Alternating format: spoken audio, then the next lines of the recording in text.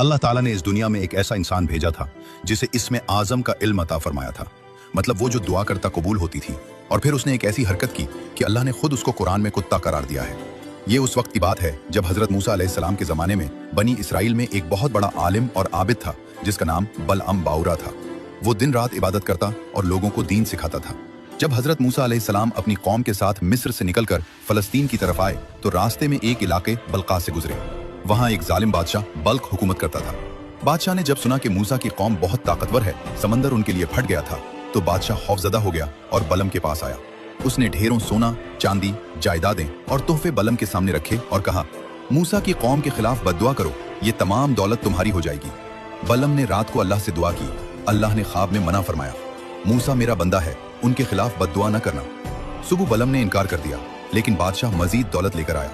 बलम का दिल ललचा गया। बीवी और बच्चे भी दबाव डालने लगे। बलम ने दोबारा दुआ की, लेकिन इस बार दिल में दौलत की मोहब्बत थी। अल्लाह ने आजमाइश में इजाजत दे दी।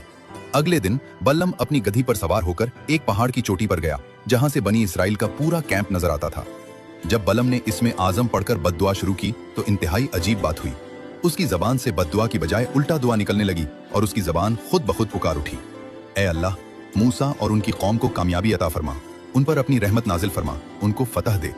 उसने दोबारा कोशिश की, फिर तीसरी बार, मगर हर बार उसकी जबान से मूसा अलैहिस्सलाम के हक में दुआएं निकलती रहीं। अल्लाह ने उसकी जबान को पलट दिया था और फिर बलम ने शैतानी तदबीर सोची।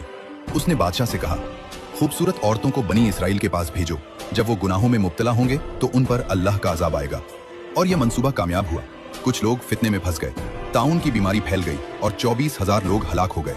अल्लाह ताला ने कुरान पाक में सूरतुल आराफ में बलम को कुत्ते की खासियत वाला कहकर जिक्र फरमाया है, जिसका मतलब यह है कि कुत्ता हर हालत में अपनी जबान लटकाए रखता है। भूखा हो या पेट भरा हो, गर्मी हो या सर्दी, हर वक्त उसकी जबान बाहर निकली रहती है। बाज़ उलमा कहते हैं कि बलम की जबान हकीकत में लटक गई थी। अल्लाह ने उसे इतनी शदीद रुसवाई दी कि उसकी जबान मुंह से बाहर